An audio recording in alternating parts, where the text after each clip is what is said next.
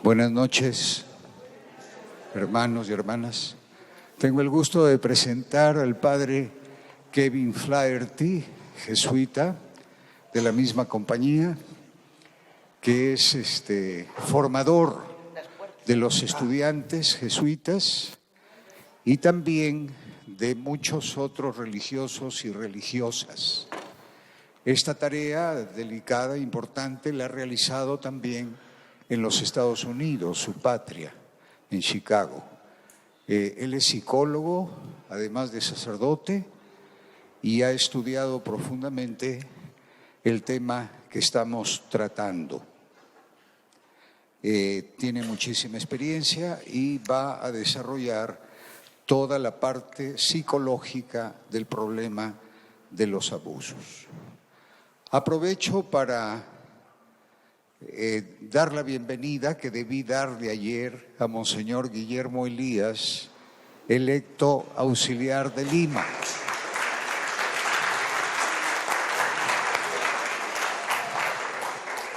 Ayer ha estado muy humilde como ahora, sentado atrás, y yo ya no pude presentarlo.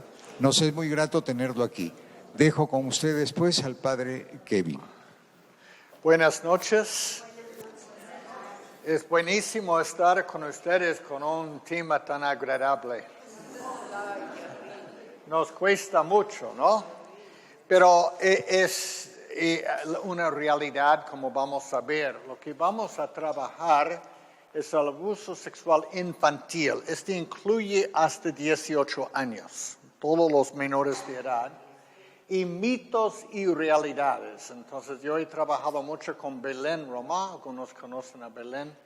Y entonces, este es el grupo Save the Children, Rescate a los Niños, es una organización internacional y lo uso como la base para hablar de qué es. Primero, cuando hablamos de lo que está pasando en la iglesia, no es solamente la iglesia, existe, siempre existió abuso.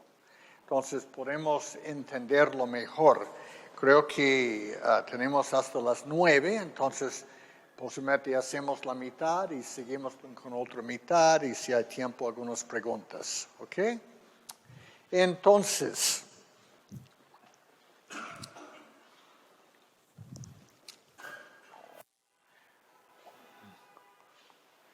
mitos.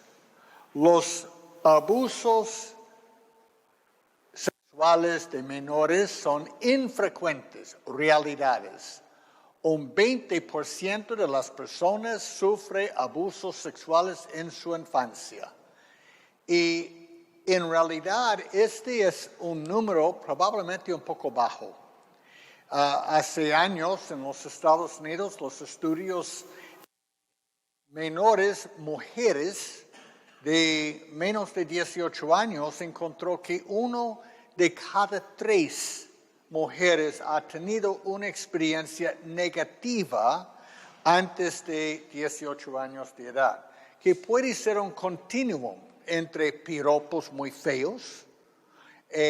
Piensa qué pasa con la mayoría de las chicas que tienen que usar movilidad pública y subir a un bus a las 8 o 9 de la mañana. ¿Qué significa ir a comprar su pan y el hombre que tiene la tienda está diciendo, uy, ya estás creciendo? Y la chica está así, ¿no? Y ni dice nada a la familia hasta lo que es el verdadero abuso. Como vamos a ver, aquí es un continuum, pero hasta incesto. Entonces, no es algo desgraciadamente infrecuente. ¿Cómo lo entendemos? Esta es una definición tomada de una abogada que ha trabajado mucho y de una conferencia en Costa Rica. Las definiciones de abuso infantil o menores de edad abundan en la literatura. Se puede decir entonces que el abuso sexual en menores de edad comprende toda la amplia gama de crímenes, interacciones y ofensas sexuales que implica a menores de 18 años como víctimas y adultos como abusadores, o bien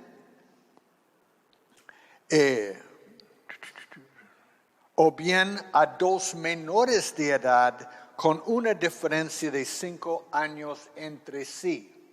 Todos nosotros, casi recordamos o no, hemos tenido juegos sexuales como pequeños, muy común.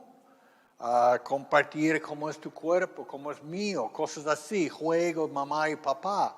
Pero cuando hay una diferencia o hay violencia, pasa a lo que es abuso. Entonces, cuando hablamos de abuso de menores, tenemos que tomar en cuenta qué pasa cuando el chico de 14, 15 años y está despertándose a la sexualidad y juega con la prima o hermana de 8 o 9. Allá no es juego por ella, por él es exploración. Entonces, entendemos el abuso de diferentes formas. El abuso incluye desde agravios sin contacto físico, como el exhibicionismo, mostrarse desnudo a un menor, la producción de pornografía infantil, el voyeurismo y la exposición del niño a pornografía, hasta aquellos casos en los que medio contacto físico, ya sea tocamientos inapropiados de partes genitales o sexuales, por parte del abusador o la víctima, el jugueteo sexual hasta la violación.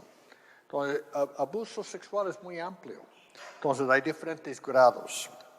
Otra manera fácil a pensar qué significa el abuso sexual de menores de edad.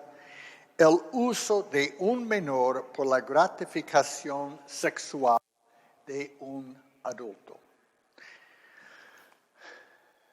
Mitos.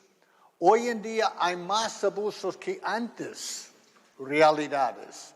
Ahora se destapan más casos, pero siempre ha sido frecuente. Yo hice un programa de psicoterapia en Chicago después de trabajar aquí en el Agustino. Fue un programa de 3 años. Y una de las primeras personas que tuve como paciente era una señora acercándose a 70 años de edad. Ella entró a una clínica con depresión, culpándose por la muerte de su hijo. Después explicó que había vivido una violencia en su matrimonio, que ella sufrió muchísimo. Pero cuando vamos a hablar con esta señora, una hispana que creció en el Caribe, que fue premiado por la Arquidiócesis de Chicago por sus trabajos en parroquias, ¿qué descubrimos? Cuando ella tenía 6 años, pueblo pequeño, infierno grande, fue acosado, tocado y escapó de un joven de como 19, 20 años. Desgraciadamente, este joven era el hermano menor de la directora del colegio, primo o pariente del alcalde de este pueblo. ¿Quién terminó como víctima? La niña. Y ella había llevado por casi 65 años este secreto. En el Senado de los Estados Unidos hace más de 30 años, una de las primeras senadoras femeninas dijo, yo soy víctima de abuso sexual, de una familia destacada. Pero ella dijo, lo digo porque antes pensaba que no se ocurre. Entonces, cuando hablamos de abuso, no estamos hablando del pasado, estamos o solamente del presente, es algo que hemos vivido por siglos. Desde Adán y Eva, si quiere empezar, o los hijos de Adán y Eva. Es solamente nunca hemos hablado antes. Mitos. Si ocurriesen en nuestro entorno, lo detectaríamos. Realidades. son tan fáciles de detectar. Pueden pasar totalmente desapercibidos. ¿Por qué? Porque nosotros tenemos la idea que el abuso es el monstruo de Pachamacac. ¿Recuerda este? Sí, el monstruo de Pachamacac. Pachacamac era hace 15 años, 20 años, pero en todos los periódicos, como hay un monstruo. El monstruo muchas veces está en la familia. De vez en cuando puede estar en la parroquia, está en el colegio. Pero nosotros no reconocemos. ¿Por qué? La mayoría de los casos son casos en la familia. Padrastros, primos, tíos, padrinos, padres, abuelos. Es donde encontramos 85% de los que abusan son miembros de la familia o cercano. Por esta razón, el sacerdote de confianza, el profesor querido, pero normalmente es de familia. Solamente como 10 a 14% son desconocidos. Alguien en un parque. Pero siempre hemos pensado, es el desconocido escondido, ¿no? El viejo, el monstruo. A veces es el tío más querido. Este es lo que hace la cosa tan difícil. Que con frecuencia no es con violencia, sino con seducción, con una preparación. En inglés habla de grooming, que es preparación, que poco a poco, empezando con cariño, con regalitos, voy a llevarte a comer conmigo un helado, hoy hacemos un viaje, has visto tal cosa, y poco a poco el niño o la niña o adolescente baja las defensas, se acostumbra a estar tocado, es caricia y boom. Después viene la seducción o hasta abuso. Recuerda, la norma, la regla siempre es quién tiene el poder. Abuso sexual es un crimen, ofensa de poder. ¿Quién tiene el poder? Siempre el más fuerte, más preparado, más adulto. Mitos. El incesto ocurre en familias desestructuradas o de bajo nivel sociocultural. La realidad. El incesto ocurre en todo tipo de familias, sin importar su condición económica, social, cultural o religiosa. Entonces, este es donde es más difícil a veces a reconocer o hasta tener el abuso. Y entonces tomar en cuenta estas cosas son muy importantes. El padre Vito ha llegado.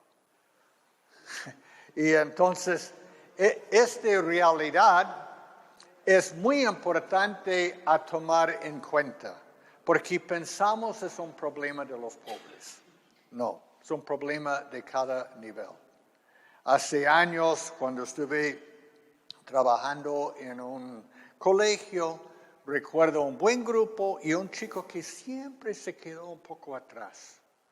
Y mi intuición me decía, hay algo que pasa con él. Muchos años después descubrí que era víctima de abuso en todo este año por un primo mayor. Yo no tenía ni idea. Yo pensé, hay algo en la familia pasando, ¿qué puede ser? Entonces tenemos que reconocer que a veces se esconde. No hay condición económica, social o cultural. Pero ojo, a veces hablan de un triángulo de abuso.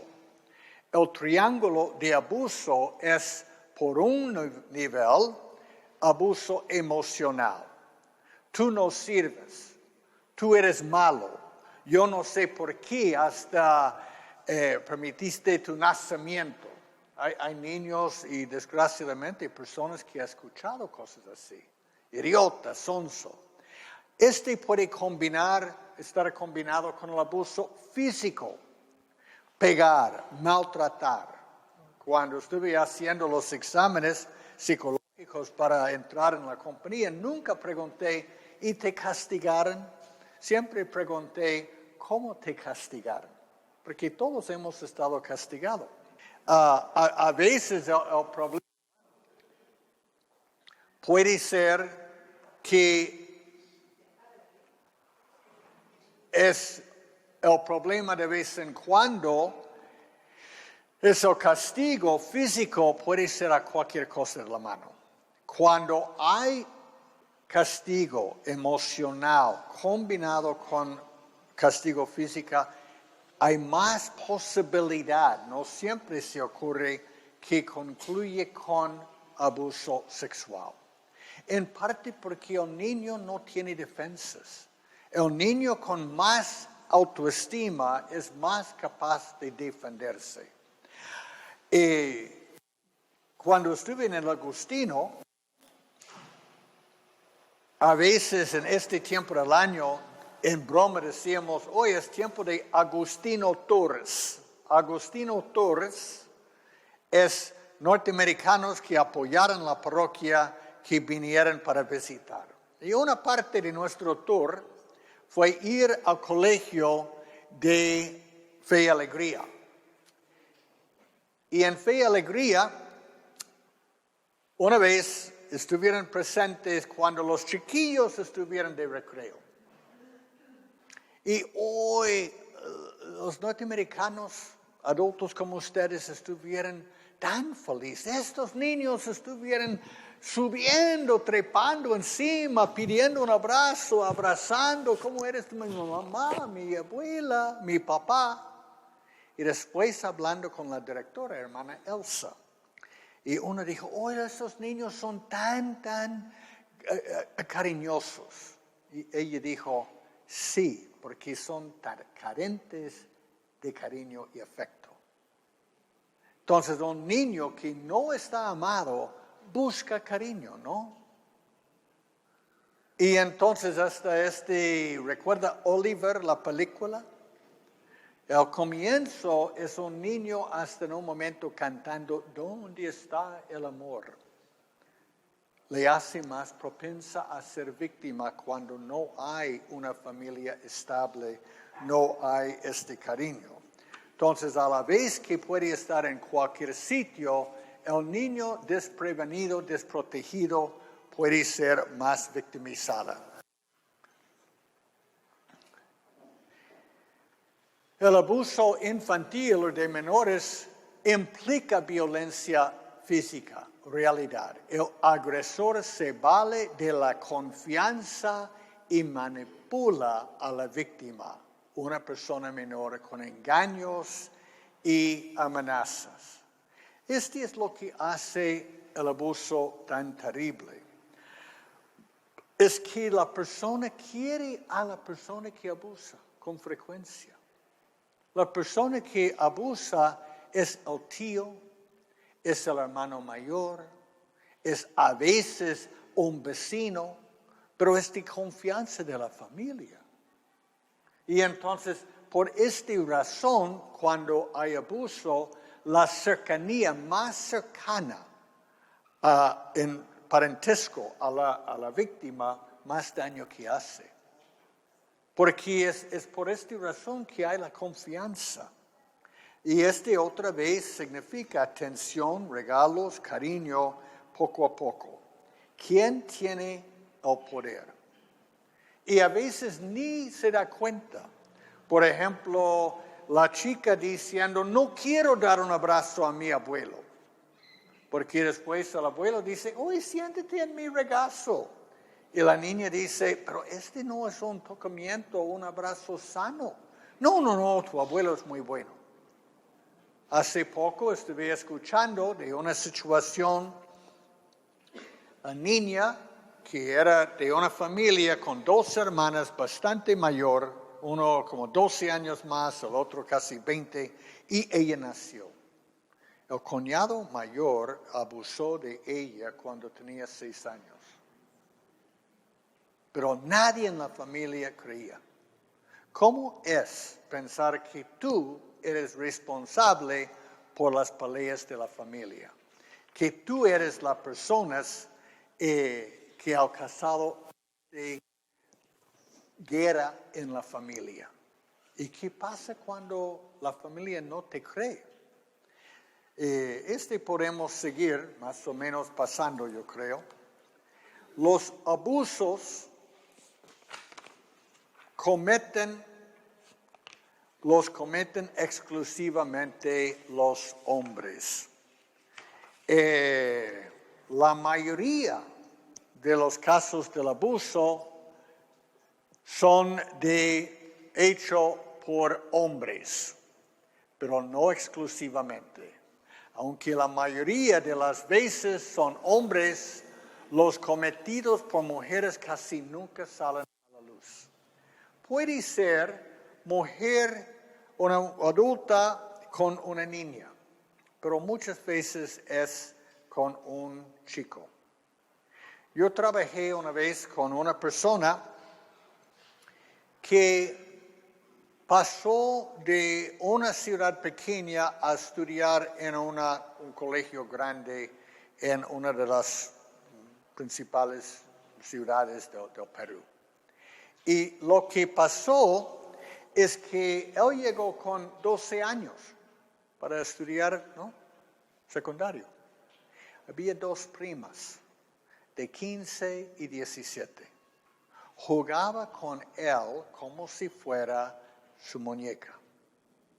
Y entonces él estuvo expuesto a un despertar sexual temprano.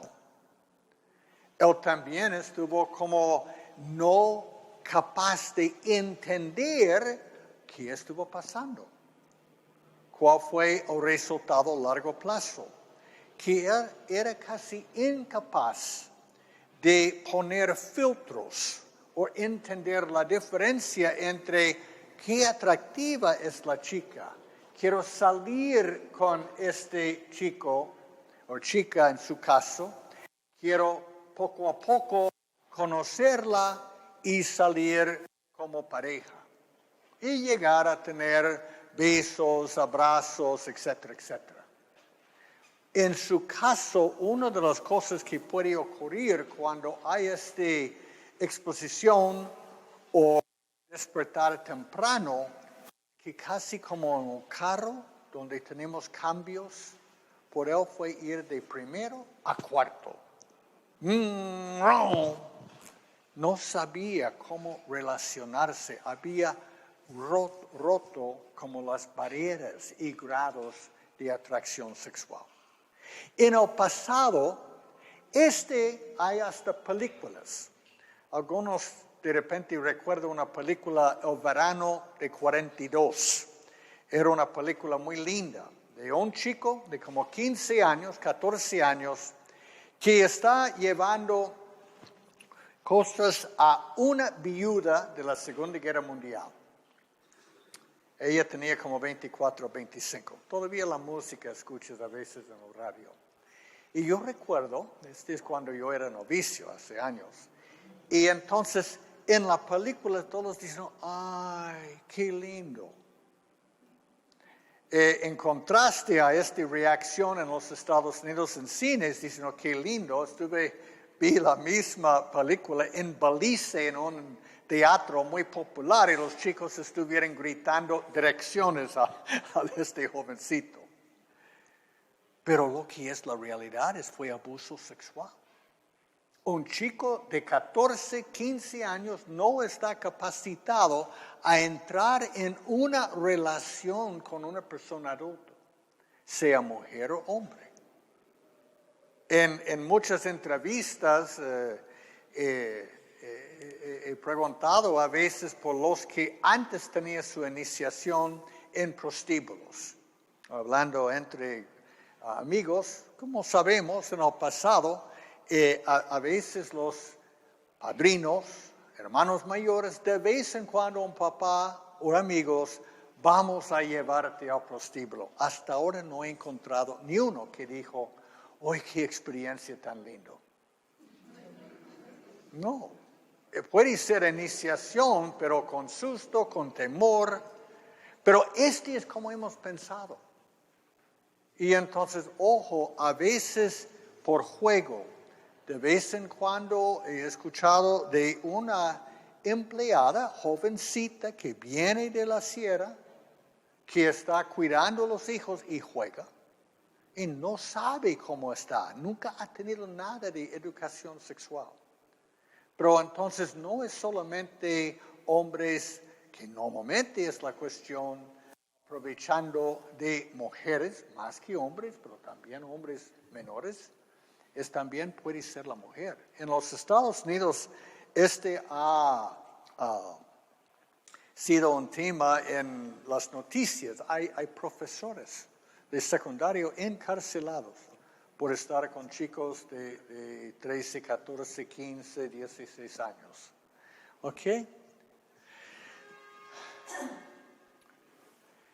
El agresor es un perturbado mental, un enfermo psiquiátrico o con un desajuste psicológico. Realidades. No todos los agresores son pederastas. Sus actos pueden responder a una necesidad de sentirse poderoso. Puede ser cualquier persona. Hay algunos perfiles. Dos de las cosas que aparecen normalmente es una falta de integración y madurez psicosexual. Normalmente, sexualidad es un proceso como todo. Si pensamos en estudios de matemáticas, con los niños empezamos números, ¿no? 1, 2, 3. No empezamos con cálculo. Pero de vez en cuando lo que hay es que un vacío, una falla en este proceso de aprender poco a poco también psicológicamente. Entonces, a veces, especialmente en el pasado, dejó vacíos en la persona. Abajo de estrés, tensión, soledad, uno puede buscar el afecto de menores de edad. También reconocemos hay dos tipos de abuso. Pedofilia técnicamente es prepubertad. Entonces hay algunos pedófilos que son en serie. Su atracción es a los niños. Vamos a decir 11 por abajo. Hasta son donde es tan terrible escuchar de una niño de 3, 4, 5 años. ¿Cómo puede ser? Es una perturbación. Ya tenemos lo que sería una condición psiquiátrica. Algunos dicen puede ser por hasta problemas fisiológicos en el cerebro. No sabemos. Pero la mayoría o muchas veces el abuso es de adolescentes. Esta es otra cosa. Y entonces reconocer, a veces se llama efebofilia, que viene de efebo, o adolescente o joven. Pero es algo que se ocurre, lo que es un constante en todo eso, tenemos el abuso del poder. Es agarrar la persona, y quiero mencionar que en esta cuestión de abuso, un adolescente está en su momento de como una flor abriéndose. Estuve caminando de la conferencia religiosa a mi casa, hoy día por la mañana, antes del almuerzo, y pasé una pareja o un joven y jovencita, no sé si probablemente eran de una escuela Balsati Mesa, una universidad frente a mi casa, y puede ser dos chicos, probablemente 17 años, no sé. Pero estuvieron caminando, riéndose. Y yo pensé, qué lindo, qué suerte, ¿no? En casi inocencia, nerviosismo, fue evidente que estuvieran gozando estar uno con otro. Y lo pasé. La diferencia es que alguien que dice, quiero poseer esta inocencia. quiero aprovechar. Pero ¿qué pasa con una flor? ¿Qué pasa con la rosa abriéndose? En toda su belleza, marchitada. Marchita, ¿no? Y por abajo hay espinas. Esta es la tragedia.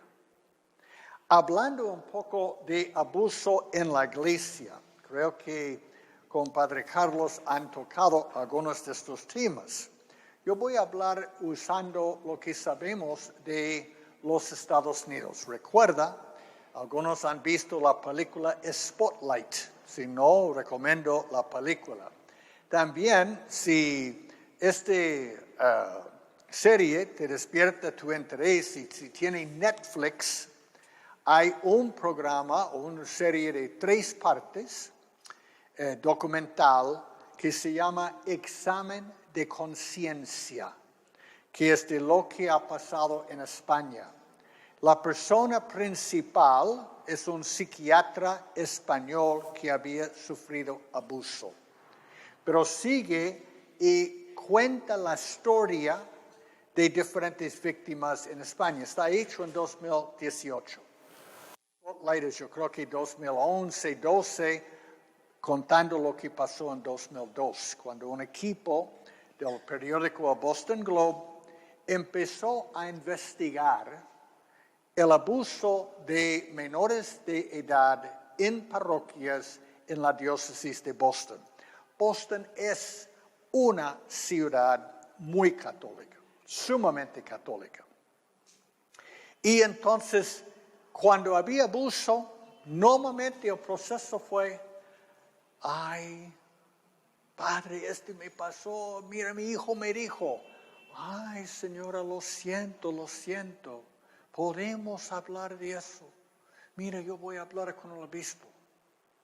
Y el obispo llama a la comisaría, ay, usted que es como un buen católico de parroquia tal, no, sí. Bueno, capitán, tenemos este problemita, pero estamos trabajándolo. No te preocupes. Ok. Señora, no quiere tener un escándalo. ¿Qué pasará si todos piensan que su hijo ha estado en una relación sexual o algo sexual? Van a culpar a él, ¿no? Van a pensar que es un mariconcito. Mejor que nosotros resolvemos todo. Padre, ¿qué te ha pasado? Ay, lo siento, monseñor. Lo siento, me escapó. Bueno, te mando por un retiro. Después un poco a terapia. Nunca más. Y apareció en otra parroquia.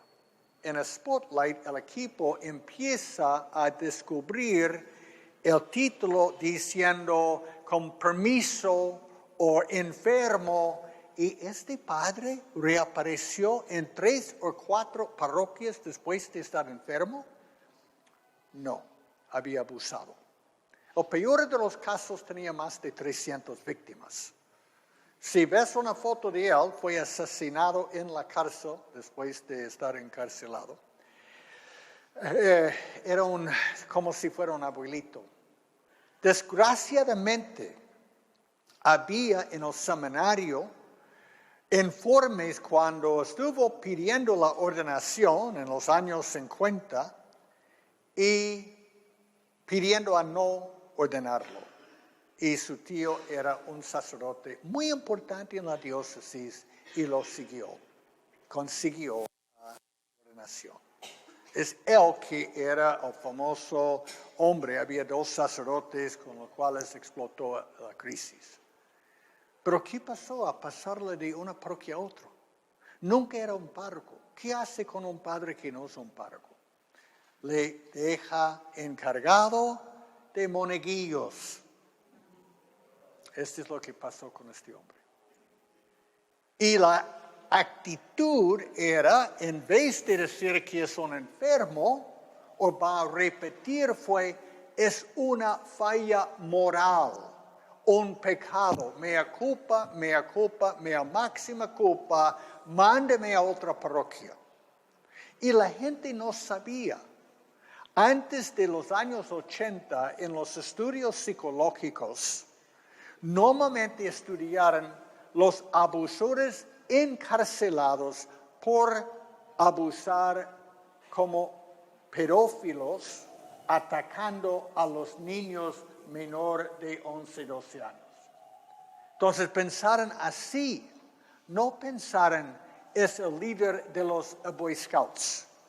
Ahora en los Estados Unidos hay una gran investigación de los líderes de Boy Scouts que normalmente recuerda son hombres casados. Hay una gran investigación adentro de la Iglesia Bautista, hombres casados. Entonces, abuso no es solamente de la Iglesia Católica. Por este es donde voy. Aquí tenemos de algunos mitos y realidades de la Iglesia Católica. El clero católico es más propenso a abusar que otros grupos religiosos. Falso. Hasta los católicos posiblemente tenemos un poquito menos, pero por ser célibes, por ser de la Iglesia Católica, cae encima. ¿Tú crees que no hay abuso en algunas iglesias evangélicas donde cualquier puede llegar a ser un pastor si es carismático? Igual. El nivel en los Estados Unidos fue 4% del clero acusado de abuso sexual. Este 4%, adentro de eso, como probablemente un 25% eran responsables por casi la gran mayoría de los abusos.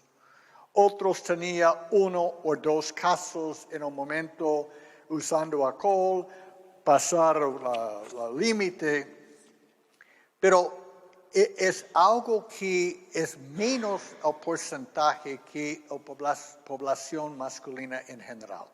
1 o 0.1 es demasiado, pero no es que hay más curas que otras personas. Algunos han dicho, entonces el problema es el celibato. No es el celibato. Los estudios nos muestran el celibato no es la causa. Es el hombre que no vive el celibato. Normalmente profundamente inmaduro. Otra cosa. Entonces es la falta o es porque son homosexuales. Los estudios otra vez manifiestan homosexuales maduros no abusan más que heterosexuales maduros. Pero el lío, especialmente en el clero, si tú tienes un hombre que nunca ha logrado su propio madurez psicosexual y está siempre con jovencitos, quienes son accesibles. Francamente, en las parroquias, especialmente de antes, si el padre está llevando los monaguillos por su paseo o campamentos, la gente decía, ¡ay, qué buen padre! Si iba a llevar las chicas, ahora hay monaguillas, ¿no? Pero si un sacerdote estuvo pasando su tiempo con las chiquitas, ¡ay, qué pasa con él! Muchos de los que estuvieron sacados del clero, y recuerden, en los Estados Unidos hay tolerancia cero. Una vez acusado y comprobado el abuso, nunca más puedes celebrar una misa. Nunca más puedes actuar como sacerdote. Tolerancia cero es tolerancia cero. ¿Dónde van la mayoría? Son solteros o la mayoría casados. Después de terapia. Hasta Porter, uno de los peores de abuso en Boston, salió, se casó y fue a la cárcel como laico por abuso de la niña que vino para cuidar a sus propios hijos. Exactamente, él es uno en serie. Pero la cosa que echar la culpa a homosexualidad científicamente, psicológicamente no es el problema. Pero ojo, yo creo que si no permitimos que haya madurez en el clero, vamos a tener problemas. Otra cosa es cuándo se ocurrió. En los Estados Unidos, hace poco, en el estado de Pensilvania, el fiscal estatal del estado hizo una investigación. Abrió todos los archivos, hasta privados, de todas las, creo que son 6 diócesis de Pensilvania. Un estado con muchísimos católicos. Pero ¿de cuándo a cuándo? De 1947 a 2018. Un laico famoso en los Estados Unidos, un católico autor, escribió diciendo, mira, un sacerdote ni puede decir, mira cómo está esta denuncia. Sacó 10 páginas de resumen muy sensacionalista. Había más de 2,000 páginas de este informe, se incluye todo. 1947 a presente. Hablaron en este resumen como si fueran descubriendo casos hoy. La mayoría de los casos de los Estados Unidos en la Iglesia ha sido en los años 70, 80. ¿Cuáles son 2 factores? ¿Cómo puede ser? Pues, ¿cuándo fue el concilio? Sí, nosotros recordamos como niños, muchos de nosotros, ¿no? 59, 64 más o menos. Ellos terminaron el seminario normalmente en los años 60 o antes. ¿Qué tipo de formación humana recibieron? Nada. ¿Cómo manejaron su propia sexualidad? Represión. Pero deseo es deseo. Como un sacerdote que vivía en nuestra comunidad jesuita, porque no fuera posible vivir en una parroquia, era diocesano, buenísimo, francamente, que ya su apostolado fue buscar paz y llevar programas, encuentros entre las diferentes razas, las tensiones entre blancos, negros, ahora hasta hispanos. Y él me dijo un día, Kevin, yo terminé el seminario con 24 años. Había entrado con 17 y me mandaron a una parroquia donde los chicos eran muy vivos y muchos tenían mucho más experiencia sexual que yo. Y él cayó con una chica de 16, 17 años. Él dice, soy culpable, reconozco. Pero tuve que hacer mi terapia y trabajar para darme cuenta, yo no sabía nada de mi propio cuerpo, sexualidad, afectividad. Este fue muy común en las que abusaron. La falta de formación.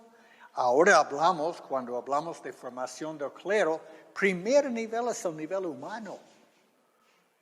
Pero si uno está muy reprimido y vive en un mundo, los años 70 y 80, todo vale, ¿recuerda? La revolución sexual y ellos por dentro eran como si fueran adolescentes. Entonces, ¿con quién estuvieran? Con adolescentes. Terrible. Es crimen. Destruye vidas. Pero a entender el otro lado, estamos hablando de seres humanos que hacen daño. Y cuando esta tolerancia cero fue implementado, Dios mío, algunos sacerdotes buenísimos estuvieron sacados del ministerio. Porque 30 años, 40 años antes había uno u otro caso. Tolerancia cero es que en cualquier momento que ha tenido contacto de abuso con un menor de edad, ya no puede seguir ejerciendo el sacerdocio. Yo tengo un amigo que dice, sí, había abrazos, hasta puede decir tocamientos, un chico de 17 años, es uno de los mejores hombres que conozco de su estilo pastoral, muy querido por la gente. Algunos ni quieren verlo y hay otros que dicen, siempre vas a ser nuestro hermano. Entonces, ojo, cuando hablamos de eso, cuidado con ser sensacionalista. Entonces el problema es solamente hay hombres que son sacerdotes. Este es otro debate donde no entro, ¿ok? Pero hay abuso en las iglesias protestantes, luteranos, episcopalianos. Entonces solamente que es de hombres, no en sí es el problema. Pero una cosa que sale con frecuencia como una de las razones o una de las cosas que ha mantenido esta situación de abuso es clericalismo. Yo soy el padre. Y yo voy a decir a ustedes lo que deben hacer, porque yo soy especial, superior. Hasta me enseñaron en el seminario de mi dignidad sacerdotal. Y yo no quiero que ni uno me cuestione, ¿ok? Ni las religiosas son peligrosas. Y yo pertenezco a un club. Y mi club son mis hermanos sacerdotes, que a veces ni nos llevamos muy bien, pero Dios mío es como un buen sindicato. Podemos defendernos, ¿no? No muy diferente que médicos. Trate de, en el Perú, ¿cuántos médicos van a decir que en otro ha hecho una operación innecesaria? Bueno, este ha sido bueno, pero por suerte ya voy a verte. Pero pocas veces dice, un carnicero te cortó. Pero hay a veces. ¿Cuántos policías denuncian otros policías? ¿Qué pasó con las denuncias durante los años terribles de Sendero Luminoso? Sí, Sendero mataron más. Pero fueron a veces del Estado diciendo, no había nada. Esta ha sido la reacción de la Iglesia. Clericalismo es proteger un estatus, un poder. Es algo humanamente, psicológicamente normal que un grupo va a pasar tiempo juntos. Sentir que nosotros compartimos esta vida tan especial y que nadie merece. Entonces, clericalismo siempre va a existir. Pero cuando clericalismo da privilegios a un grupo que puede estar encima de otros, es un paso y mi poder me da derecho a tocar. ¿Entiende la dinámica? Muy peligroso. Este es lo que tenemos que luchar. Es lo que yo creo que el mismo Papa Francisco, por esta razón, está tan fuerte con esto. Y este es lo que pasa cuando cerramos las filas. Que si ocurre abuso, terrible. Nunca debe ocurrir en ni un sitio o situación. Pero lo que fue el pecado de la Iglesia, como en esta serie de Netflix, Examen de Conciencia de España, es como una de las víctimas dice, y después de estar negado, puertas cerradas, diciendo, sí, el obispo va a contactarte, el otro padre va a responder, y nada, yo pensé, hay un manual en Roma de cómo encubrir.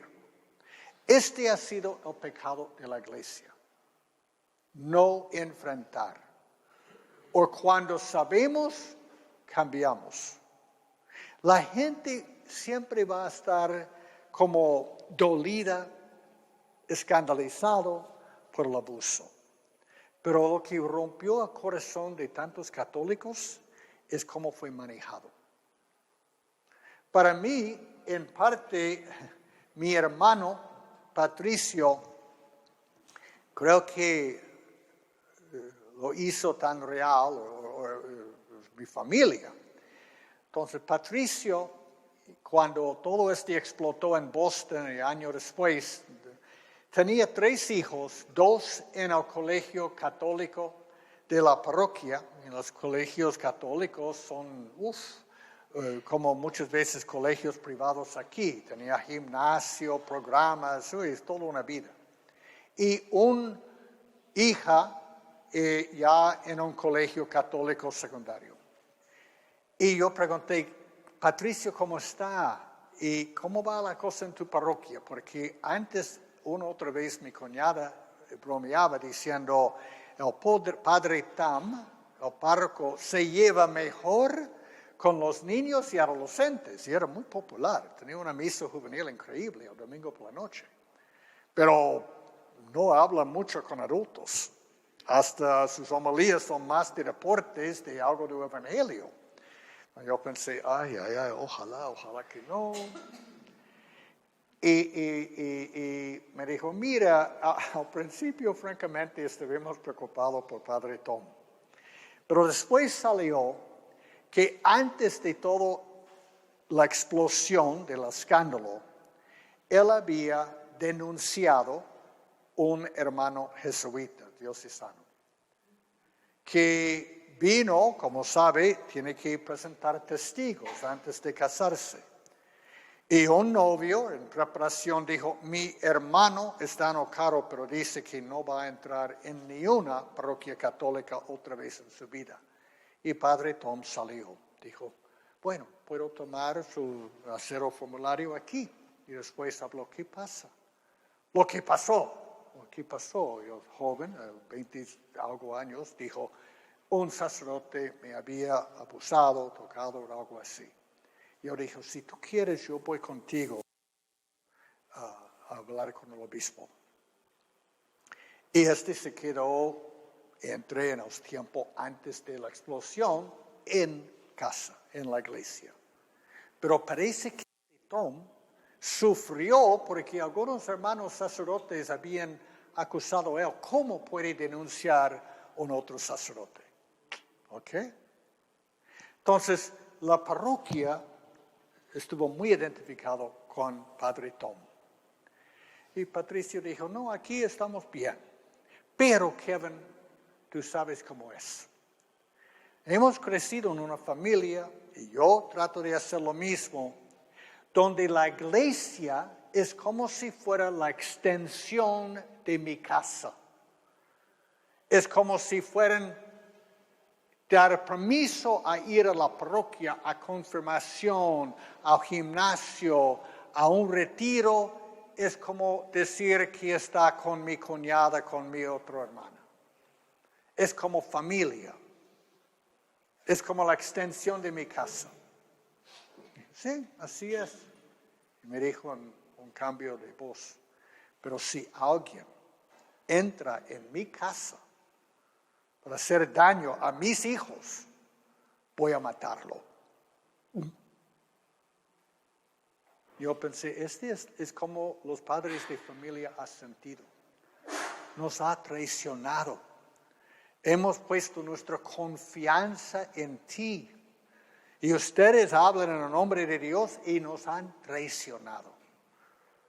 Psicológicamente es parte de la resaca, de la rabia.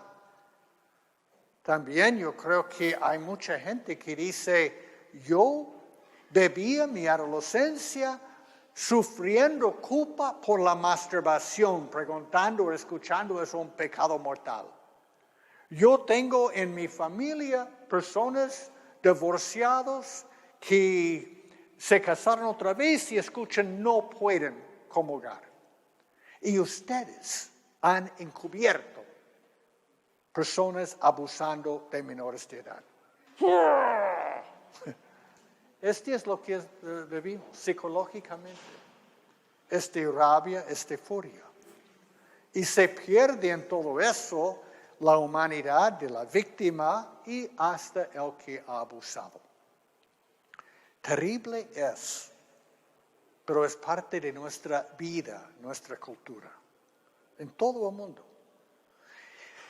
Estamos trabajando en el Perú para prevenir.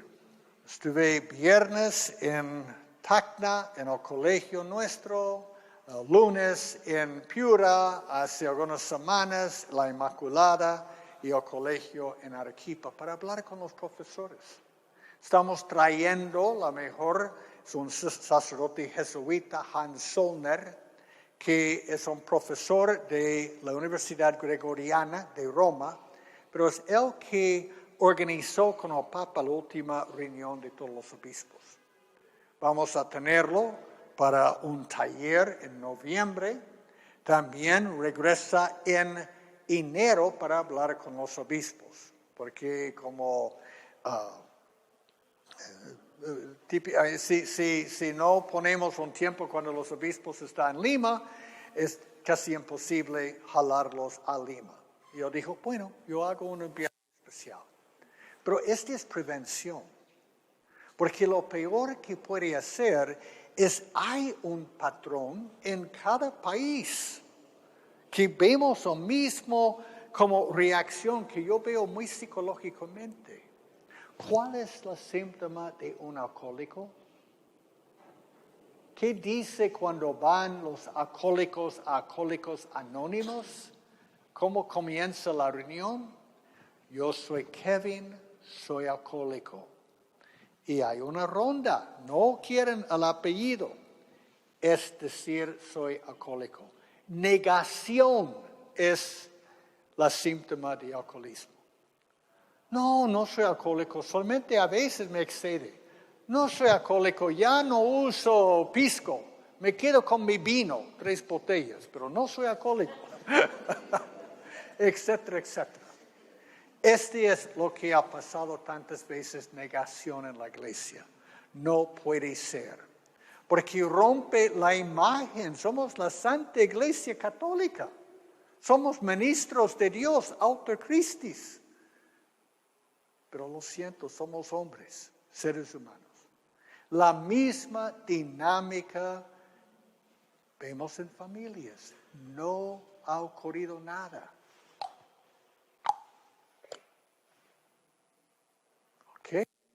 Esta es la dinámica también psicológicamente adentro de la iglesia.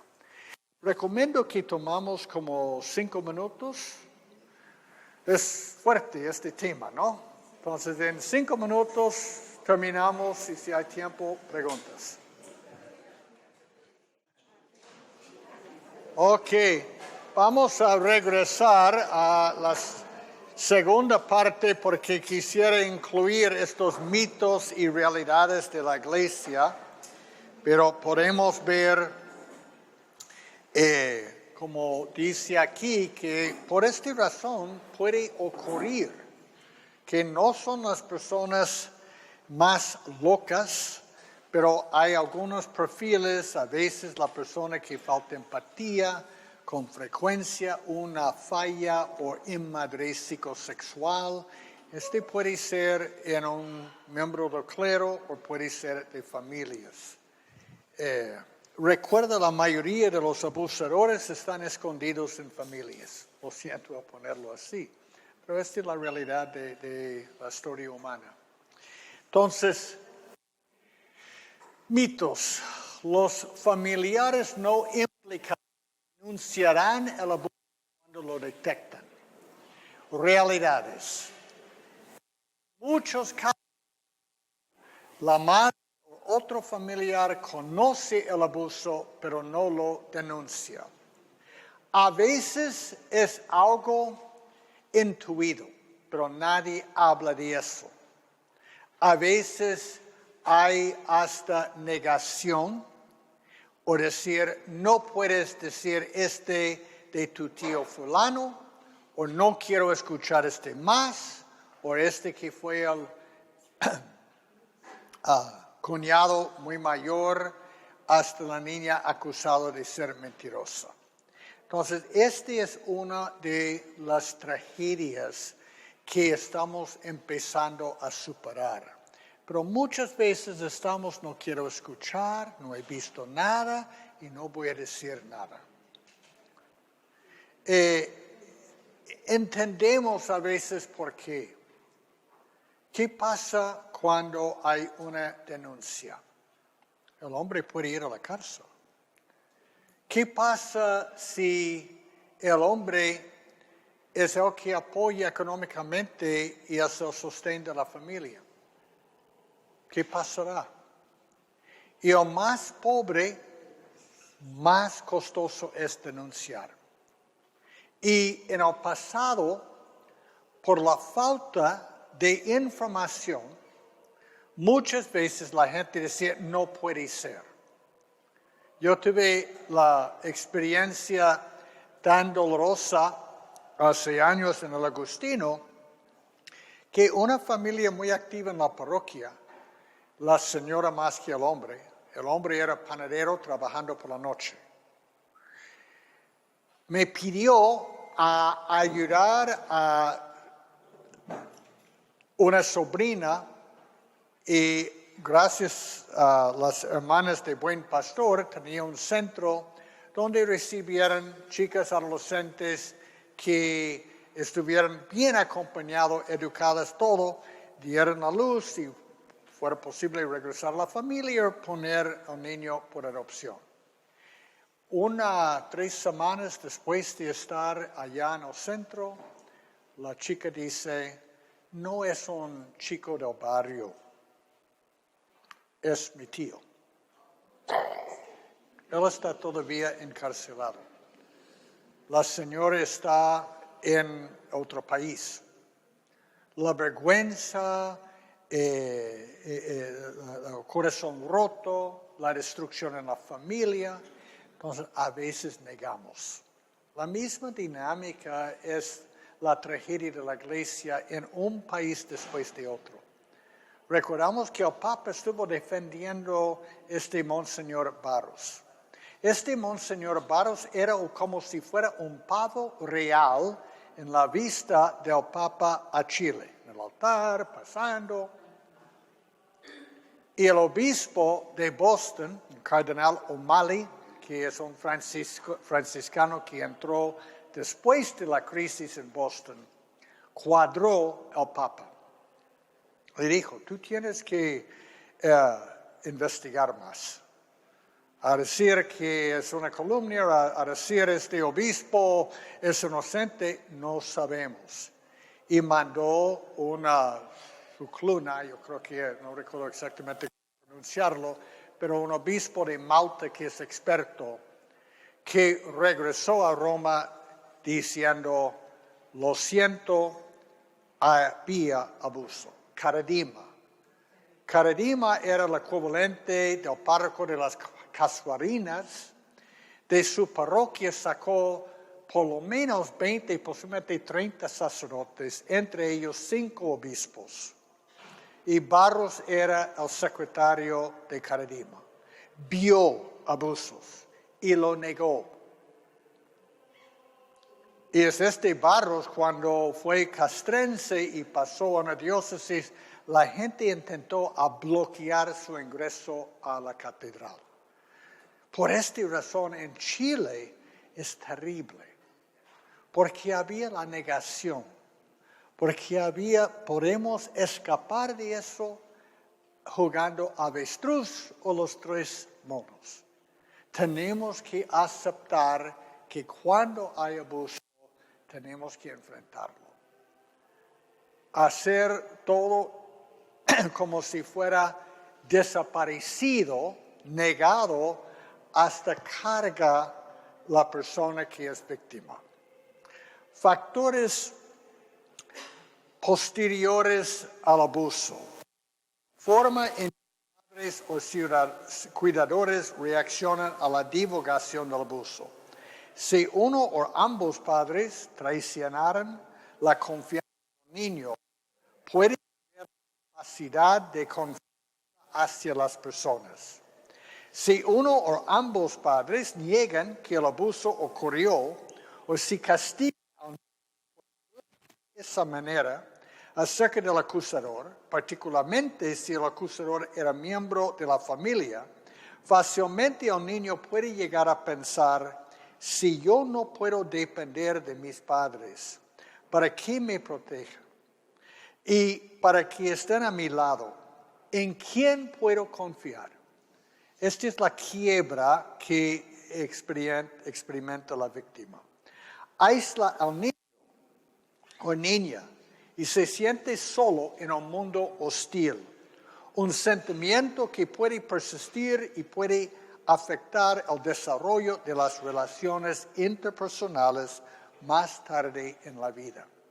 Normalmente, cuando hay intervención lo más rápido posible, más sano es el menor. Es cuando está negado, tapado, que hay mayor daño. Hay algo que se llama revictimización. Revictimización es la razón por qué hay mujeres en las comisarías. Porque ¿cómo es por una niña estar llevado a la comisaría para poner una denuncia contra un hombre? Porque como te permitió. Este ha sido frecuentemente una pregunta, hasta yo sé, de una víctima. El obispo, gracias a Dios, aceptó la denuncia. Pero, ¿qué diablos quisiera hacer preguntando? ¿Y cómo permitiste esta? ¿Quién está entonces el culpable? Esta revictimización es como una persona ya mayor que cuando era violada, cuando tenía 7 años, ni entendió lo que estaba pasando. La mamá encontró a la niña sangrándose. Le llevó a una posta médica. La doctora mujer dijo, ¿cómo permitiste que este hombre te hizo este daño? Ella no recuerda el asalto. Lo que recuerda es la reacción de la doctora y después la madre. Por esta razón, cómo recibimos las personas es la diferencia entre trauma que se queda hasta forma como un quiste adentro y trauma que puede estar trabajado. Si la familia dice que el niño o niña es un mentiroso y consecuentemente lo amenazan con castigos si en alguna ocasión vuelve a repetir el tema. Incluso algunos familiares niegan el impacto del asunto, minimizándolo con mensajes como, eso sucede a todos los niños o niñas. Lo mejor es olvidarlo. Este fue típico en la historia, en el pasado. Cuando defienden al abusador, por ejemplo, cuando el abusador es el hijo favorito de la madre o el padre, el escenario más común es que el padre de familia se encuentre entrampado en un dilema. O sea, no saber cómo manejarse de una manera equitativa con el abusado y con el abusador. Esto sucede, por ejemplo, si el abusador es un esposo que la madre ama y del cual depende para su subsistencia. O cuando un niño o niña abusado es también objeto del amor de la madre. Es silenciar a las víctimas. Este es pecado en la familia, es pecado en una institución, es por donde la Iglesia también ha pedido perdón. Los menores son culpables de lo que ocurre por no denunciarlo. Realidad. Los menores no tienen capacidad para evitarlo. Son niños coaccionados por los adultos que deben estar protegidos. Entonces cae fácilmente en el secreto. ¿Cuáles son los síntomas más fuertes del abuso? Vergüenza. Me siento cochino, es lo que mucha gente dice. Me siento sucia.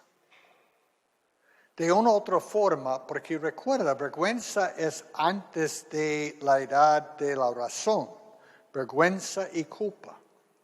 Todos necesitamos algo de vergüenza. ¿Quiere vivir en un mundo de sin vergüenzas? No. Culpa. Hay culpa sano y no sano. Una vez Montesinos expresó culpa por lo que ha hecho al Perú. Nunca. De lo que yo sé, nunca. Expresó, qué pena, lamento que no salí con lo mismo. Es psicópata. Y en diferentes grados, entonces, hay un exceso de vergüenza y culpa y hay la ausencia. La ausencia pueden ser muy peligrosos. Pero víctimas de abuso muchas veces se siente avergonzada y se siente culpable por lo que pasó. Hace poco fue un jesuita joven, pero adulto, y alguien intentó tocarlo. Y me dijo, Kevin, ya entiendo lo que pasa con la gente abusada. Dije, ¿por qué? Me quedé congelado, como paralizado. Esta es la experiencia de muchas víctimas. Es como un venado cruzando la autopista y el carro viene, los focos y se queda paralizado y atropellado. Esta es la experiencia. Pero la persona vive con un sentido que yo soy la responsable. Hay una imagen de Cristo resucitado, donde Él es resucitado con un estandarte y un pie levantado sobre la tumba. De repente lo ha visto una vez. Conquista. Imagínese Jesús, domingo de la resurrección, apareciendo. Lo siento. Me agarraron. No sé por qué permití, pero no me defendí. No puedes imaginar los soldados romanos, los insultos, hasta tocamientos, látigos, todo. Estar desnudo, avergonzado, nunca voy a dar la cara a nadie. Esta es la experiencia inicial de una víctima. Es que quiere esconderse. No quiere dar la cara. Piensa que es el responsable. Y la terapia es el lento proceso de primero sentir el dolor, que a nadie le gusta, y después poco a poco llegar a recuperar su propia fuerza y dignidad. Y pasa por la rabia también. Como psicólogo, no es como está tratando de enojar la persona, pero cuando empieza a enojarse es como, sí, ya, como un hinche del partido. Porque esta persona ya está sacando la culpa y diciendo, el otro tiene la culpa, no yo. Cuando trabajé con los jesuitas jóvenes y atendí en un despacho, el consultorio segundo piso, dando a un parque de Breña abajo. Y a veces con mujeres y hombres víctimas, les invité cuando ya estuvieran en camino, no al comienzo, a acercarse a la ventana, mirar al parque. Es decir, busca una persona que tenía tu edad en el tiempo del abuso. Esta chica, este chico. Busca a alguien que tenía la edad de la persona que te abusó. Este hombre, este joven. ¿Quién es más grande? ¿Quién tiene más poder para hacer más real la experiencia que el otro ha sido bueno? Y para permitir que el adulto ya puede hasta sanar el niño adentro. Decir, no fue por tu culpa. Este proceso es lo que buscamos. Personas pueden sanarse del trauma del abuso, pero francamente es un camino. Y a veces, es como hace 3 años, tratando de subir a un carro, alcanzar un carro en la misma Breña, yendo a una misa en el Agustino, me caí, se rompió el hombro. Ya está bien, no me duele, pero nunca voy a tener como movilidad 100%. Tengo suerte. Hay personas que llevan diferentes grados de trauma toda su vida.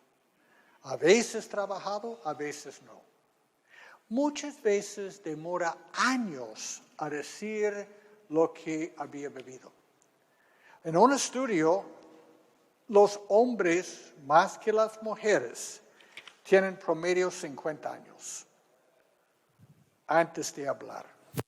¿Por qué? Vamos a ver.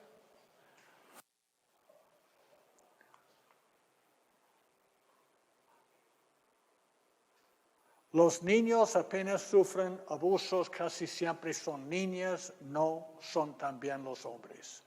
No hay tanta desproporción entre el número de niñas y niños que sufren abusos, pero a estos últimos les cuesta más denunciarlo.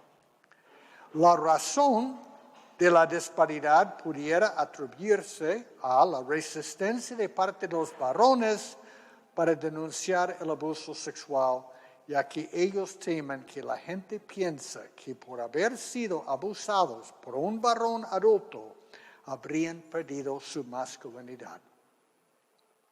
O debido al temor de que las personas enteradas acerca de dicho abuso sexual pudieran pensar que la víctima es un homosexual. Ser visto como débil. Me trató como mujer. ¿Cómo? ¿Por qué a mí? ¿Qué significa? No cambia la orientación sexual. Abuso no cambia la orientación, pero lo pone en cuestión, duda. Y yo creo que esta campaña anti-bullying es tan importante, porque a veces adolescentes en colegios es como lobos que pueden oler sangre. Percibe que este chico es un poquito más débil y atacan. Entonces, yo creo que tenemos que proteger a todos, niñas, niños, chicos que pueden ser gay o no gay, saber o tener un mundo seguro y de confianza.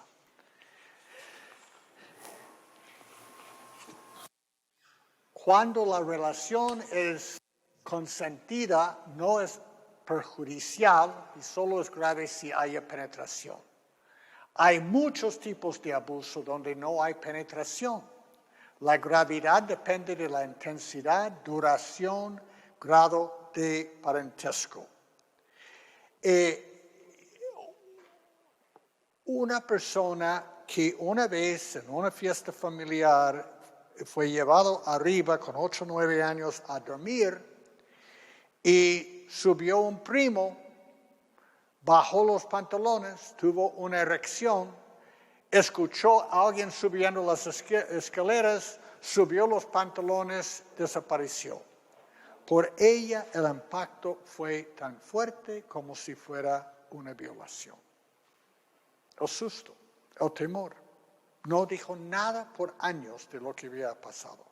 Entonces, puede ser estos factores que son tan importantes. Cuando vemos después los efectos, algunas preguntas. ¿Qué tipo de personalidad tenía antes del abuso? Entonces, una persona relativamente sana que tiene 11 años y alguien le toca y puede decir mamá o papá o psicólogo, me pasó, hay mayor posibilidad de sanación.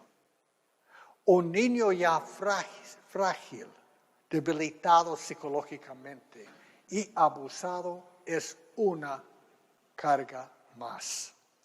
grado de vínculo con los padres o con los padres sustitutos, particularmente durante el primer año de vida. ¿Cuáles son las relaciones que esta persona tiene, que le sostiene? Más frágil los lazos o lo que se llama vínculos, apego, más daño puede hacer trauma de cualquier forma, incluyendo abuso.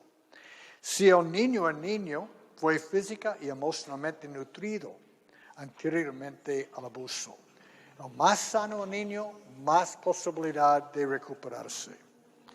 La relación entre la víctima y el abusador.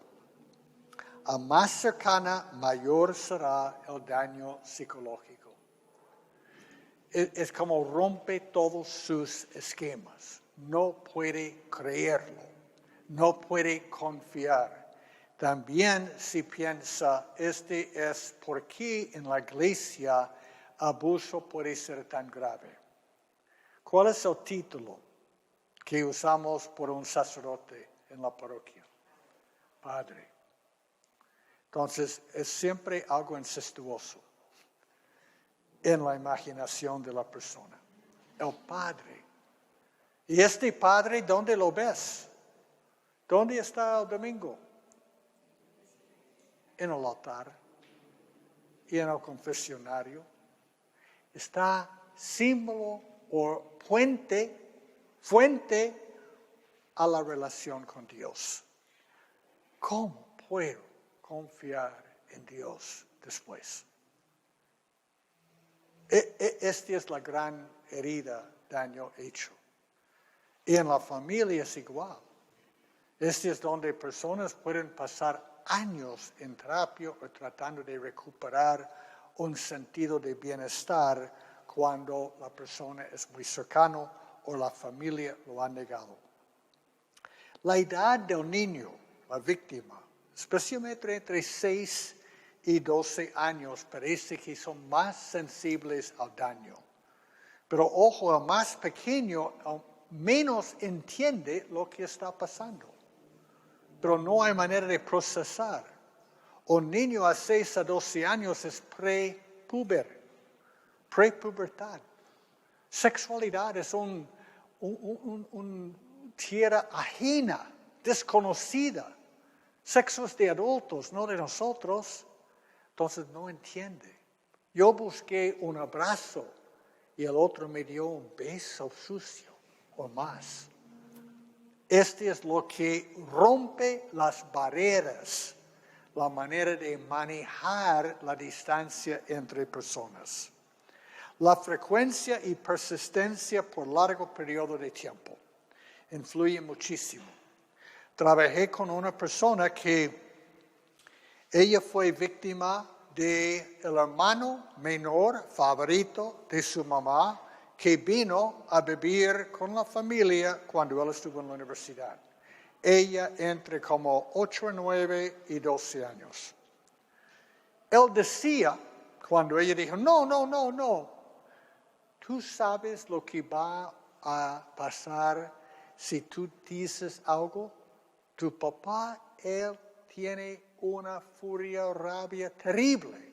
Va a matarme. Él va a pasar la vida en la cárcel. Y tú y tu mamá van a pasar a la pobreza terrible. Sí, trate de decir algo.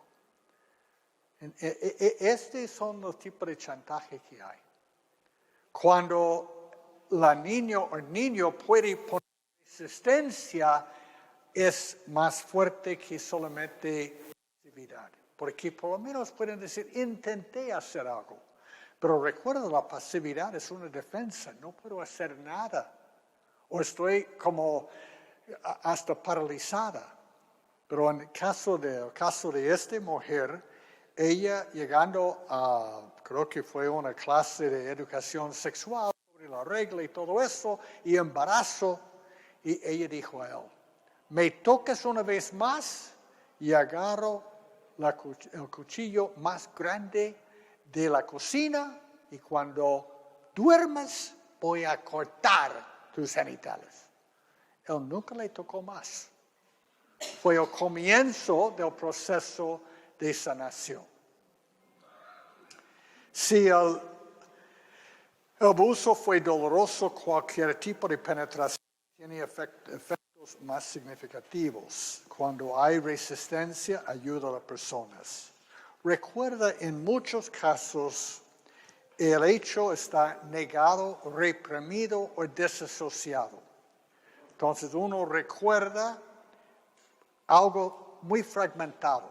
De vez en cuando es una mano, una luz, algo. Y puede reaparecer en sueños o algunos momentos o ataques de pánico, etc. A veces por la vida crea sentimientos muy ambivalentes frente a la familia. Puedo confiar y amar a mi familia. Puedo ir a la reunión familiar cuando voy a estar con mi primo, que no ha dicho nada en mi vida, pero sé que me tocó. Y tengo que estar allá. Hola, ¿qué tal? ¿Cómo está? Problemas físicos como ataques, pánico, problemas gástricos, lenguaje, tics, etc. Afecta los sentimientos. ¿Cómo me siento especialmente de mí mismo? Depresiones son frecuentes, vergüenza, cólera, impotencia, inseguridad, pérdida de confianza, culpabilidad. Culpa por sentimientos ambivalentes hacia el abusador. Lo quería y lo odio. Miedo, ansiedad. Sensaciones de sentir profundamente dañado. Me robaron mi niñez. Mi cuerpo es sucio, cochino. Nadie puede quererme, ni me quiero a mí mismo. Y ojo, algo a tomar en cuenta. Algunos de estos sentimientos pueden ser el resultado de lo que sería un abuso sexual de una formación muy represiva. Cuando uno ha crecido escuchando tu sexualidad es sucia, mala, del diablo, ¿qué estás haciendo? Todo es pecado. Destruye la confianza en sí mismo. Entonces, no es solamente a veces abuso sexual físicamente que hay en algunas familias o hasta grupos sean fundamentalistas o en la Iglesia católica. Es muy fácil dominar personas cuando controlas la sexualidad. Esta es una dinámica y táctica en la historia. Domina, hacer sentir manso, pecador, y controles la persona. Dios nos creó con la sexualidad. Hombre y mujer. Y dijo, es bueno. No hizo un error en darnos la sexualidad. Pero hemos aprendido a veces, mi sexualidad es mala. Es solamente tentación. Es gracia. La tragedia de abuso sexual es que toma algo tan bello como parte de nosotros y lo hace debilitada, destruida, manipulada. Este es el gran dolor. Sea por una formación muy equivocada o hasta experiencias de abuso. Allá yo creo que todos de nosotros tenemos que ir sanándonos. Resulta a veces en pensamientos. Puede ser como, ¿por qué me ocurrió? ¿Por qué no me defendió? Una acusación constante contra su propia persona. También donde hay intentos a veces de suicidio, hay automutilación, acortarse, cosas así. Pensar, no tengo dignidad. Por algunas mujeres puede ser, no, los hombres son malos. Y otros, irónicamente, pueden evitar todo contacto O puede ser, tengo que hasta buscar afecto como repetición. La mayoría de las mujeres llevadas a la prostitución son víctimas de abuso sexual en su niñez. En parte es porque puede hacer una desasociación. Hago sexo con mi cuerpo, pero no puedes tocar mi interioridad. Es lo que aprendió en la niñez. Y mi cuerpo es solamente para estar utilizado. ¿Entiende la dinámica? Entonces los efectos son muy importantes. Comportamientos, pesadillas, trastornos de sueño, a veces hablar, problemas alimenticios, a veces, no siempre, pero bulimia, anorexia puede tener un vínculo. Dificultades académicas, el niño o niña que está muy bien y ¡boom! Puede ser que hay divorcio, puede ser que hay violencia familiar, puede ser que hay abuso. Problemas corporales, a veces una excesiva necesidad de ir a la confesión en vez de buscar sanación. Aprender a callarse. Y también impacta en su vida social a veces. Hipersensibilidad, capacidad deficiente para socializar, dependencia, mayores niveles de celos, rechazo a hombres, miedo, distancia, aislamiento. Entonces, el abuso deja repercusiones fuertes. Depende de la persona, pero normalmente exige sanación. Y hay repercusiones en la vida espiritual, no solamente cuando es de parte de alguien de la iglesia. Odio, cólera a Dios. ¿Dónde estuvo Dios? Jesús estuvo crucificado en ti, pero trata de explicar a la víctima. También dificultades con la imagen de Dios Padre. ¿Cómo me acerca a Dios Padre cuando los hombres son peligrosos y mi propio Padre? Hasta dificultades con Jesús. Jesús es hombre. Y algunas mujeres dicen, no confío en ni un hombre. ¿Ama a Jesús? No. Dificultades para entender la misericordia, la autocondena, vergüenza, culpa psicológica. Misericordia es para los demás. Hasta culparse por la cólera que puede ser el comienzo de la sanación. Y por acaso trabajando con víctimas, hay algunas personas que pueden quedarse por la vida estacado en rabia y cólera. Pero muchas veces yo encontré que cuando gente va sanándose, empieza a superar la cólera una vez que está nombrado y expresado y dice, ¿qué diablos pasó con esta persona? ¿Por qué me hizo? ¿Qué enfermo? Entonces empieza a reconocer, no fue por mi culpa. Es encontrar que Dios estuvo con ellos. No es un Dios que nos abandona, es un Dios con nosotros, incluyendo, sufriendo los abusos. Jesús era víctima en la cruz.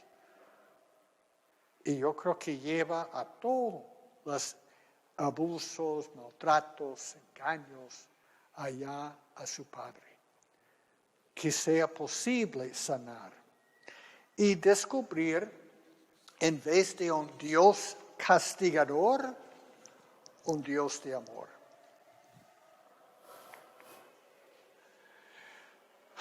Como sabemos, la realidad, la mayoría no son extraños, son personas conocidas. ¿El abuso sexual es algo inevitable? No. En muchos casos se puede prevenir. Es la falta de concienciación social. Este es lo que estamos trabajando en el mundo.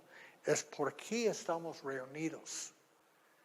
Que sea la iglesia o las familias, colegios, instituciones, que sean lugares donde hay seguridad, sanación, hasta santidad entre nosotros. Muchas gracias.